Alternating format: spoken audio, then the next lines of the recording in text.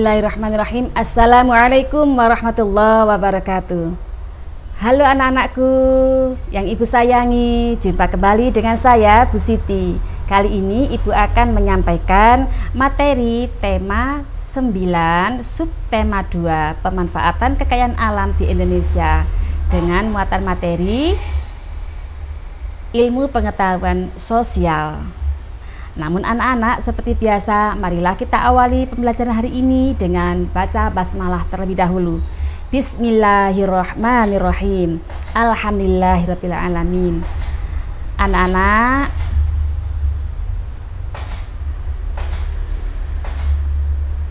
ya, Indonesia merupakan negara yang sangat kaya akan sumber daya alam, ya, baik sumber daya manusia ataupun sumber daya manusianya, ya. Kekayaan alam di sini, ya, persebaran sumber daya alam di Indonesia. Anak-anakku, sumber daya alam atau saya singkat dengan SDA merupakan segala sesuatu yang berasal dari alam yang dapat dimanfaatkan untuk memenuhi kebutuhan manusia. Sumber daya alam di Indonesia menjadi kekayaan alam bangsa Indonesia dan digunakan sepenuhnya untuk kepentingan bangsa Indonesia, ya. Yang di sini pun juga tertera dalam Undang-Undang Dasar Negara kita, ya, tertera pada pasal 33, ya. Anak-anakku, selanjutnya berdasarkan jenis bendanya, sumber daya alam terbagi menjadi dua, yaitu yang pertama sumber daya alam hayati yang terdiri atas semua makhluk hidup, contoh hewan, tumbuhan, dan mikroorganisme. Selanjutnya yang kedua yaitu sumber daya alam non hayati yang terdiri atas sumber daya alam yang bukan makhluk hidup, contohnya minyak bumi, gas alam, dan barang tambang. Selanjutnya anak-anakku, berdasarkan pembentukan dan kelestariannya, sumber daya alam yang dapat diperbarui merupakan sumber daya alam yang dapat diadakan kembali meskipun digunakan terus-menerus, ya. Contohnya air, udara, tanah, energi matahari, hewan, dan tumbuhan. Selanjutnya anak-anak, sumber daya alam yang tidak dapat diperbarui merupakan sumber daya alam yang tidak dapat diadakan kembali setelah digunakan. Jenis sumber daya alam ini akan habis jika digunakan secara terus-menerus karena jumlahnya terbatas. Nah, anak-anak, oleh karena itu kalian harus menggunakannya dengan bijak, ya. Supaya apa? Supaya tetap terjaga. Selanjutnya anak-anakku, nah ini, ya, sumber daya alam bukan logam. Salah satu contoh, ya, aspal, batu bara, minyak bumi, dan gas alam. Sumber daya alam logam contohnya ada emas, ada perak, mangan, nikel, pasir, platina, timbal, dan timah.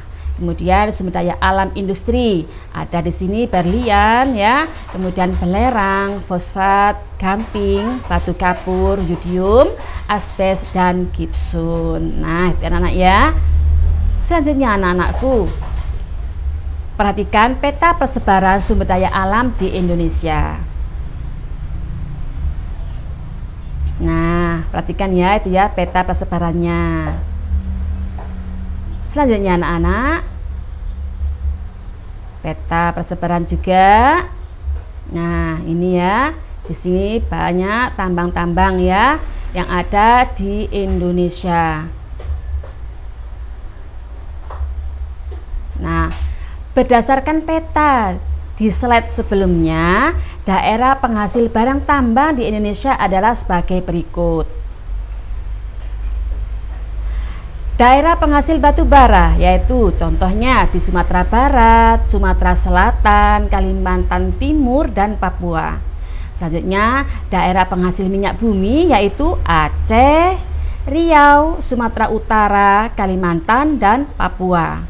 Selanjutnya anak-anakku, daerah penghasil emas yaitu Aceh, Riau, Bengkulu, Kalimantan Barat, ada Papua, dan Jawa Barat. Selanjutnya daerah penghasil bauksit, yaitu Riau dan Kalimantan Barat. Selanjutnya anak-anak, persebaran lagi ya. Nah, ini manfaat sumber daya alam. Selanjutnya, manfaat sumber daya alam bagi masyarakat dapat dirasakan secara langsung. Misalnya, hasil pertanian dan perkebunan. Ada juga kekayaan alam yang dimanfaatkan secara tidak langsung. Artinya harus diolah terlebih dahulu agar dapat dimanfaatkan untuk kepentingan masyarakat. Misalnya, minyak bumi harus diolah terlebih dahulu agar menjadi minyak tanah, solar, bensin maupun aspal. Nah, itu ya. Selanjutnya anak-anakku, pemanfaatan sumber daya alam. Yang pertama ada hasil pertanian. Di Indonesia merupakan negara yang sangatlah subur sehingga sektor agraris dapat berkembang pesat. Ya. Berikut hasil tanaman pertanian dan manfaatnya yang ada di Indonesia.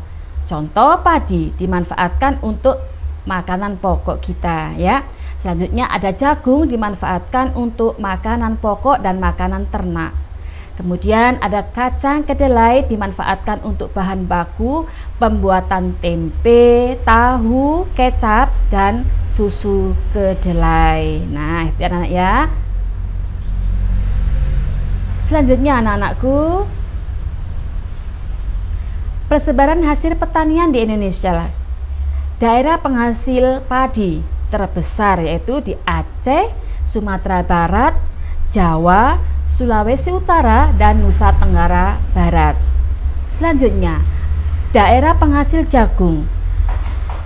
Ada Wonosobo, Semarang, Jepara, dan Madura.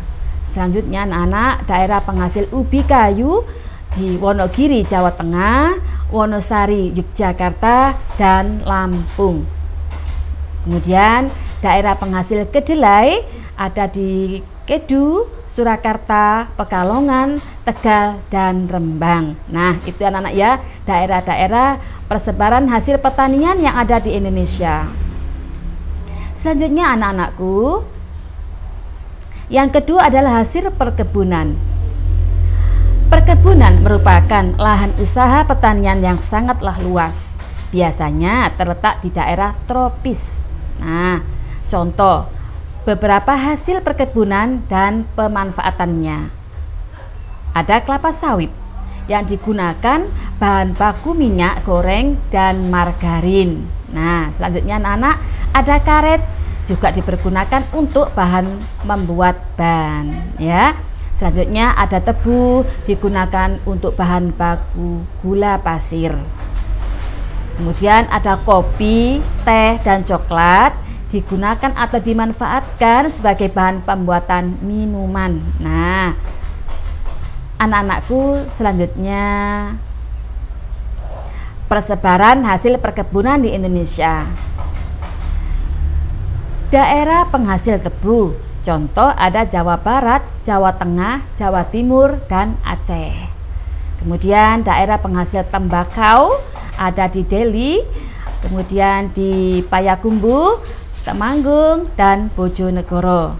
Selanjutnya ada daerah penghasil teh yang di Indonesia yaitu Bogor, Sukabumi, Garut, dan Pematang Siantar ya.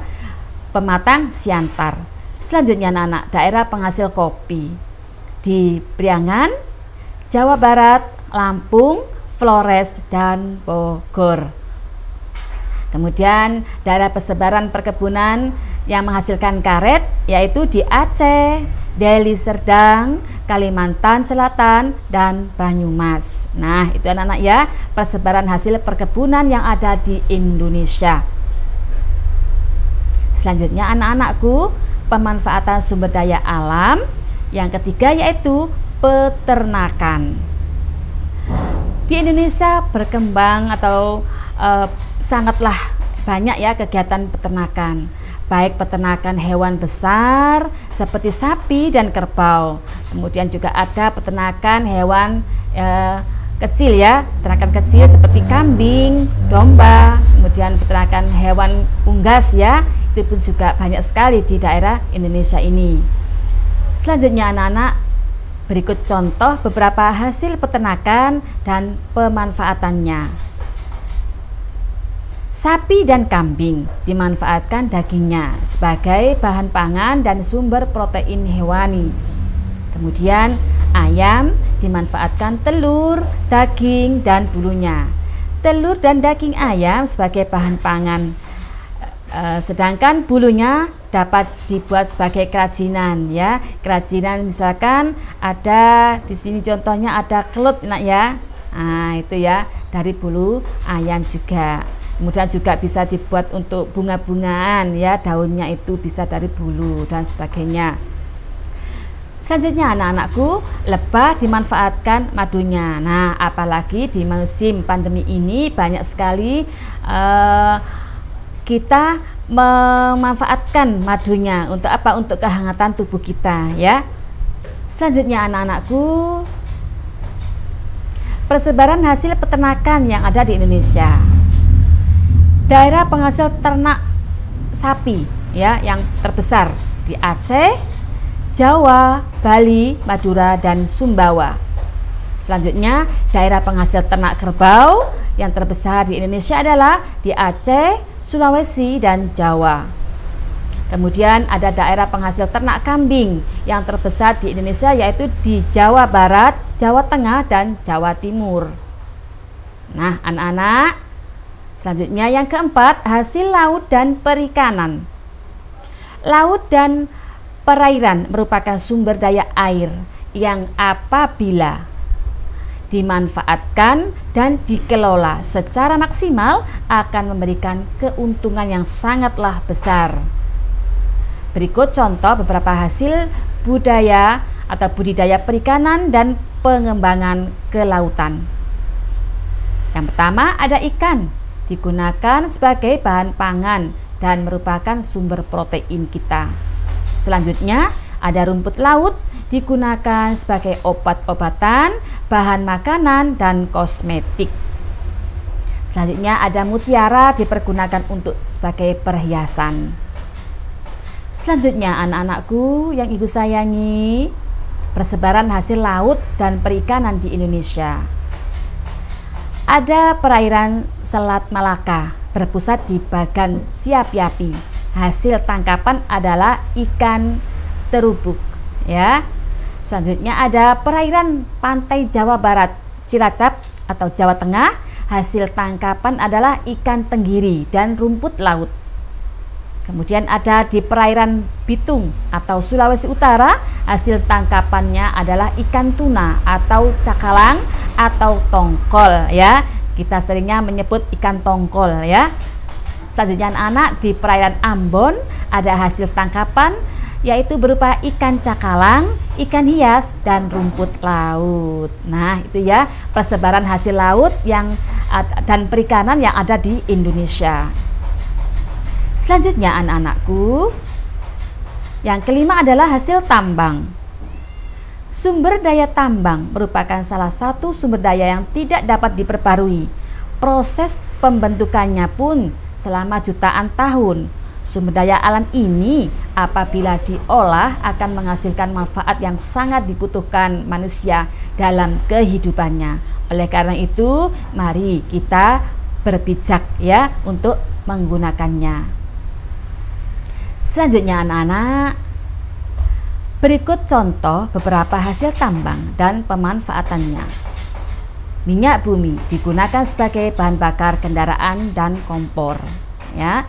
Selanjutnya ada gas alam digunakan sebagai bahan bakar kompor gas.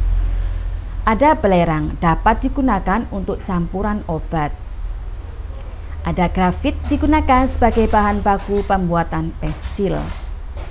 Nah, kemudian ada marmer digunakan untuk bahan baku bangunan. Emas, perak, dan intan digunakan sebagai bahan perhiasan. Kemudian batu bara digunakan untuk keperluan industri dan pembangkit listrik tenaga uap. Nah, anak-anak, demikian tadi yang dapat ibu sampaikan. Semoga dapat menambah ilmu pengetahuan kalian. Oleh karena itu, marilah kita tutup pembelajaran hari ini dengan baca hamdalah bersama. Alhamdulillahirabbil alamin. Anak-anak, jangan lupa ya, tetap semangat belajar meskipun kalian dalam keadaan online atau daring ya. Nah, tetap ya, jaga kesehatan. Dan tolong jangan lupa sholat 5 waktunya tetap harus terjaga pula ya. Ihdinas siratal mustaqim.